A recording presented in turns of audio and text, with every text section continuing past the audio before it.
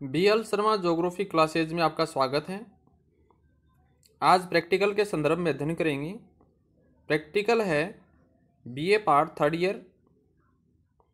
विषय है मानचित्र प्रक्षेप, भाग 1।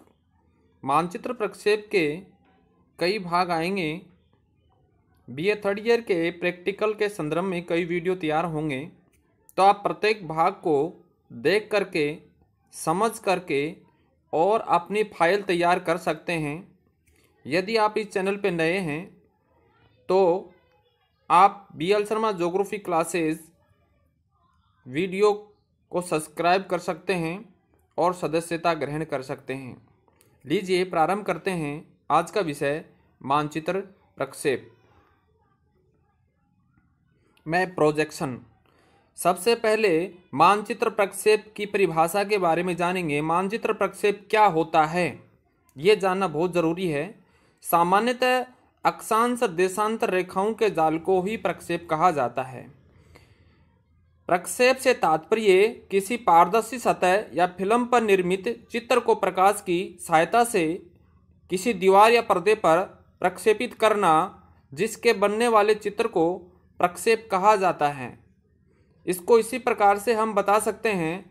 इस परिभाषा को इस तरीके से भी कहा जा सकता है, जब किसी प्रकाश स्रोत या ज्यामितीय विधि के द्वारा समतल कागज पर अक्षांश एवं देशांतर रेखाओं के माध्यम से बनने वाले जाल को प्रक्षेप कहते हैं। ये एक सटीक परिभाषा है।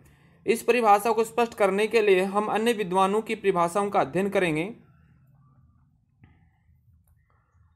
सबसे पहले हम जॉन विगोट के अनुसार मानचित्र की परिभाषा को जानते हैं। ग्लोब की अक्षांश और देशांतर रेखाओं को कागज पर दर्शाने की विधि को मानचित्र प्रक्षेप कहते हैं। इसके बाद एन स्ट्रोलर ने कहा था कि मानचित्र पर प्रक्षेप अक्षांश देशांतर रेखा का व्यवस्थित क्रम है, जिसको समतल कागज पर मानचित्र बनाने के लिए काम में लिया जाता है। इरविन रेंज ने कहा है कि अक्षांश देशांतर रेखाओं का व्यवस्थित क्रम जिस पर मानचित्र बनाया जा सकता है उसे प्रक्षेप कहते हैं। अतः स्पष्ट होता है कि इन परिभाषाओं को जानकर हम कह सकते हैं कि किसी भी अक्षांश और देशांतर रेखाओं को समतल कागज पर दर्शाने की विधि को ही प्रक्षेप कहा जाता है। याद रखना है, इसमें अक्षांश और देशांतर रेखाएं जिनको दर्शाने की कोई विधि जो समतल कागज के ऊपर निरूपित की जा सकती है। पृथ्वी के किसी भी भाग का मानचित्र बनाने के लिए प्रकाश या ज्यामितीय विधि से समतल कागज पर अक्षांश देशांतर रेखाएं खींचकर मानचित्र बनाना ही प्रक्षेप कहलाता है। अब पढ़ते हैं मानचित्र प्रक्षेपों के प्रकार। मानचित्र प्रक्षेप कितने प्रकार के होते हैं, इसमें देखिए पहला जो प्रकार इसमें दिया गया है, प्रकाश के उपयोग के आधार पर। प्रकाश के उपयोग के आधार पर मानचित्र प्रक्षेप बनाए जाते हैं। दूसरा प्रकार है रचना विधि के अनुसार प्रक्षेप, और तीसरा प्रकार है गुणों के आधार पर प्रक्षेप। तो सबसे पहले हम पढ़ेंगे प्रकाश के प्रयोग के आधार पर प्रक्षेप कितने प्रकार के होते हैं। इसमें देखिए सबसे पहले जानते हैं कि प्रकाश के प्रयोग के आधार पर प्रक्षेप कैसे बनाए जाते हैं। इसमें ग्लोब की अक्षांश देशांतर रेखाओं को प्रकाश की सहायता से किसी भी समतल कागज पर निरूपित कर दिया जाता है। ये दो प्रकार के होते हैं। पहला प्रकार इसमें है संदर्श मानचित्र प्रक्षेप। प्रकाश के माध्यम से बनाए जाने वाले मानचित्र प्रक्षेप को सदर्श मानचित्र प्रक्षेप कहते हैं। इसके अंतर्गत ग्लोब के किसी भी भाग से प्रकाश डालकर अक्षांश देशांतर रेखाओं के जाल को समतल का सतह पर निरूपित कर दिया जाता है। तो उसे बनाने की जो विधि होती है ज्यामितीय विधि या प्रकाश के माध्यम से, उसको सदर्श मानचित्र प्रक्षेप कहते हैं। दूसरा नंबर है असदर्श मानचित्र प्रक्षेप। जब प्रक्षेप का निर्माण प्रकाश स्रोत की बजाय गणितीय विधि के द्वारा किया जाए, उसे असदृश मानचित्र प्रक्षेप कहा जाता है। इसका निर्माण गणितीय विधियों में संशोधन करके किया जाता है। इस प्रकार के प्रक्षेप मानचित्र में विशेष गुणों को ध्यान में रखकर बनाया जाता है। जैसे मानचित्र में कौन कौन से गुण होते हैं? एक गुण होता है शुद्ध क्षेत्रफल का, दूसरा दिशा का और आकृति का। मानचित्र में 3 गुण होते हैं, क्षेत्रफल, दिशा और आकृति। इनको ध्यान में रख करके गणितीय विधि से संशोधन करके जो मानचित्र प्रक्षेप बनाए जाते हैं उसे असंदर्श मानचित्र प्रक्षेप कहा जाता है। रचना विधि के अनुसार प्रक्षेपों का वर्गीकरण, ये दूसरा वर्गीकरण है। रचना विधि के अनुसार प्रक्षेपों को निम्न प्रकार से विभाजित किया गया है। पहला है शंकु प्रक्षेप। शंकु प्रक्षेप, इस प्रक्षेप का निर्माण ग्लोब के चारों ओर शंकुआकार आकृति में कागज को लपेटकर किया जाता है। यह प्रक्षेप बनाते समय यह कल्पना की जाती है कि शंकु के आकार में मुड़ा हुआ कागज ग्लोब के ऊपर इस प्रकार से रखा जाता है कि शंकु का शीर्ष ध्रुवों और दोनों एक शीर्ष पर स्थित हो। शंकु का आकार कागज ग्लोब पर किसी एक स्थान को स्पर्श करता है। उस स्थान को मानक अक्षांश कहते हैं। याद रखना है, जहां पर सबसे अधिक शुद्धता होती है, जहां पर शंकु आकार कागज जिस स्थान पर ग्लोब पर स्पर्श करता है उसको क्या कहते हैं? मानक अक्षांश कहते हैं। इस मानक अक्षांश पर मापनी शुद्ध होती है। इस मानक अक्षांश पर मापनी शुद्ध होती है। मानक अक्षांश की आकृति वर्ताकार चाप में होती है। देशांतर रेखाएं खड़ी होती हैं और एक सीधी होती हैं। अक्षांश रेखाओं को समकोण पर काटती हैं। इसमें आप देखिए, ये एक शंकु आकार प्रक्षेप बनाने का मॉडल दिया गया है। इसमें ग्लोब है। इस ग्लोब पर शंकु आकार कागज इसके ऊपर रखा गया है, जिसका शंकु आकार कागज का ध्रुव और ग्लोब का ध्रुव दोनों एक सीध में स्थित हैं। यहाँ पर ए और बी स्थान पर ग्लोब को स्पर्श करता हुआ शंकु आकार कागज दिखाया गया है। जब हम इस कागज को समतल करते हैं तो इस प्रकार की आकृति उभर के हमारे सामने आती है। समतल करते समय आप देख रहे हैं, ये एक अर्धवृत्ताकार रूप में दर्शाया गया अक्षांश है। ये सीधी और सरल रेखाओं के रूप में देशांतर रेखाएं हैं। ये केंद्रीय मध्याह्न रेखा है। तो इस तरीके से एक आकृति का निर्माण होता है जिसको हम शंकुआकार प्रक्षेप कहते हैं। शंकुआकार प्रक्षेप की विशेषताएं। शंकुआकार प्रक्षेप में मापनी केवल मानक अक्षांश पर ही शुद्ध होती है और बाकी स्थानों पर अशुद्ध होती है। केवल मानक अक्षांश पर ही शुद्ध होती है। अक्षांश रेखा वृत्तचाप के समान होते हैं। सभी देशांतर रेखाएं अक्षांश रेखाओं को इस प्रकार से समकोण पर काटती हैं। प्रक्षेप का उपयोग शीतोष्ण कटिबंधीय क्षेत्रों का मानचित्र बनाने के लिए किया जाता है, अर्थात मध्य अक्षांशीय क्षेत्रों में शंकुआकार प्रक्षेप से मानचित्र बनाया जा सकता है। इस प्रक्षेप के द्वारा विश्व का मानचित्र नहीं बनाया जा सकता है। शंकु प्रक्षेप के निर्माण प्रक्रिया के आधार पर इसके कुछ भाग विभाजित किए गए हैं, जो है एक मानक अक्षांश वाला साधारण शंकु प्रक्षेप, 2 मानक अक्षांश वाला शंकु प्रक्षेप, बौन प्रक्षेप और बहुशंकु प्रक्षेप। इस प्रकार से शंकु प्रक्षेप 4 प्रकार के होते हैं। शंकु प्रक्षेप के बाद दूसरा स्थान आता है बेलनाकार प्रक्षेप का। इस प्रक्षेप का निर्माण करते समय यह कल्पना की जाती है कि समतल कागज बेलनाकार रूप में ग्लोब पर रखा जाता है, अर्थात ग्लोब के चारों ओर लपेटा जाता है। प्रकाश ग्लोब के केंद्र से निकलता है, जिसमें अक्षांश देशांतर रेखा कागज पर अनुरूप निरूपित हो जाती हैं तथा कागज को काटकर समतल कर दिया जाता है, जिस पर अक्षांश देशांतर रेखाएं स्पष्ट रूप से दिखाई देती हैं। इस प्रकार बेलनाकार प्रक्षेप का निर्माण हो जाता है। आप देख सकते हैं यहाँ पर ये बीच में ग्लोब स्थित है और फिर कागज को बेलनाकार रूप में इसके ऊपर इस प्रकार से लपेटा गया है।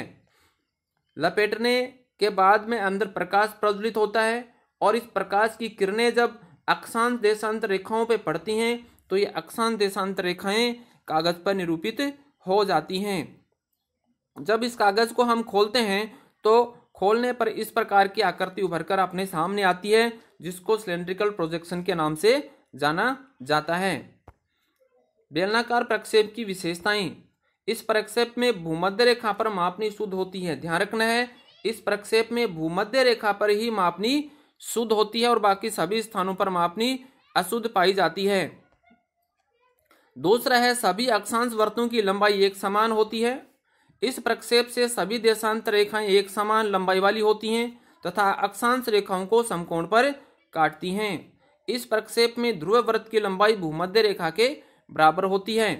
इस प्रक्षेप में भूमध्य रेखा पर मापनी शुद्ध होने के कारण विषुवत रेखीय मानचित्र बनाए जाते हैं। याद रखने की बात, विषुवत रेखीय मानचित्र बनाए जाते हैं। संरचना के आधार पर बेलनाकार प्रक्षेप और उसके प्रकार। बेलनाकार प्रक्षेप कितने प्रकार से बनाए जा सकते हैं? पहला, समदूरस्थ बेलनाकार प्रक्षेप। दूसरा, बेलनाकार समक्षेत्र प्रक्षेप। तीसरा, मर्केटर अथवा बेलनाकार यथाकृति प्रक्षेप। और चौथा, गोल त्रिविमीय प्रक्षेप। अब तीसरा प्रक्षेप आता है खमध्य प्रक्षेप या शिरोबिंदु प्रक्षेप, जेनिथल प्रोजेक्शन। जेनिथल प्रोजेक्शन क्या होता है? एक समतल कागज की सतह ग्लोब के किसी भी एक भाग को स्पर्श करती है तो ग्लोब के अंदर से आने वाला प्रकाश के द्वारा समतल कागज पर अक्षांश देशांतर रेखाओं का निरूपण हो जाता है, जिसके मध्य खमध्य प्रक्षेप का निर्माण होता है। प्रक्षेपों का तल भूमध्य रेखा, ध्रुववर्त अथवा इन दोनों के मध्य किसी भी एक बिंदु पर ग्लोब को स्पर्श करता हुआ दिखाया जाता है। आप इसको इस तरीके से समझ सकते हैं। यहाँ पर एक ग्लोब है, इस ग्लोब के ऊपर एक कागज रखा गया है, बिल्कुल समतल कागज, और अंदर से एक प्रकाश प्रज्वलित होता है। प्रकाश की किरणें इन अक्षांश रेखाओं को इस कागज के ऊपर इस प्रकार से निरूपित कर देती हैं, जिस कारण से इस प्रक्षेप का निर्माण हो सकता है। जब इस प्रक्षेप को यहाँ पर खोलते हैं तो इस प्रकार की आकृति उभर के सामने आती है। ये इसके मध्य वाला जो भाग देख रहे हैं, ये ध्रुवीय क्षेत्र आता है। ये इसके अक्षांश रेखाएं हैं गोलाकार आकृति में, और ये अक्षांश रेखा है।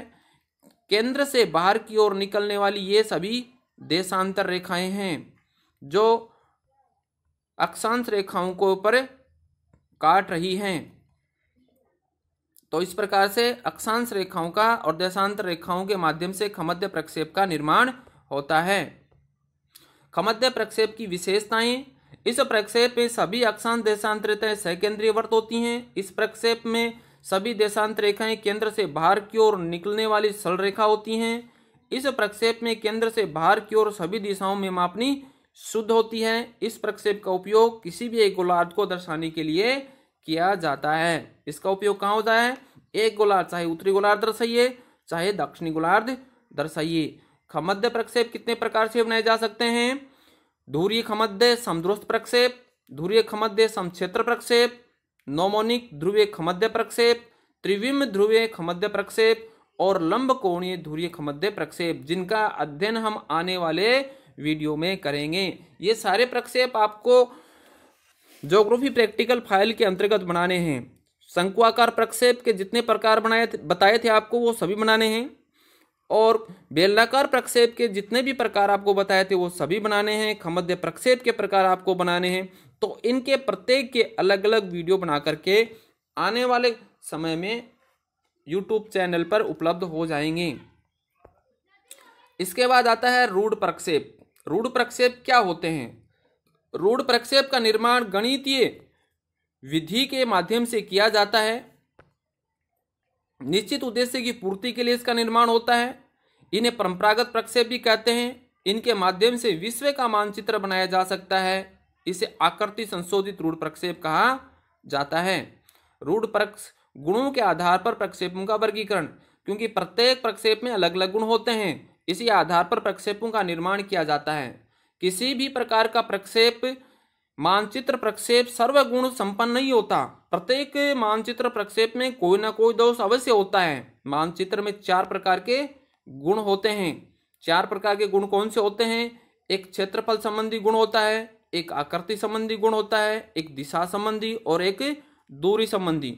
तो ये चारों गुणों को एक साथ और एक ही मानचित्र में नहीं दर्शाया जाता। इन चारों गुणों को एक साथ नहीं दर्शाया जाता, इनमें से किसी न किसी गुण की कमी अवश्य रह जाती है। इसी आधार पर मानचित्र प्रक्षेपों को 3 भागों में बांटा गया है। इसमें पहला है यथाकृतिक प्रक्षेप। इस प्रक्षेप के द्वारा किसी भी भूआकृति प्रदेश की आकृति को शुद्ध रूप में दर्शाया जाता है, जैसे मर्केटर प्रक्षेप एक यथाकृति प्रक्षेप है, याद रखेंगे। दूसरा आता है सम क्षेत्रफल प्रक्षेप। इस प्रक्षेप के द्वारा किसी भी भूआकृति प्रदेश के क्षेत्रफल को शुद्ध रूप में दर्शाया जाता है, जैसे मालवीय प्रक्षेप। तीसरा आता है शुद्ध दिशा प्रक्षेप। इस प्रक्षेप के द्वारा किसी भी मानचित्र में भूआकृति प्रदेश की दिशा को शुद्ध रूप में दर्शाया जाता है। ग्लोब पर 2 स्थानों को मिलाने वाली रेखा की दिशा को मानचित्र पर शुद्ध रूप में दर्शाया जाता है। तो पहला जो प्रक्षेप आता है ये तो क्या बताता है, मानचित्र की आकृति को बताता है।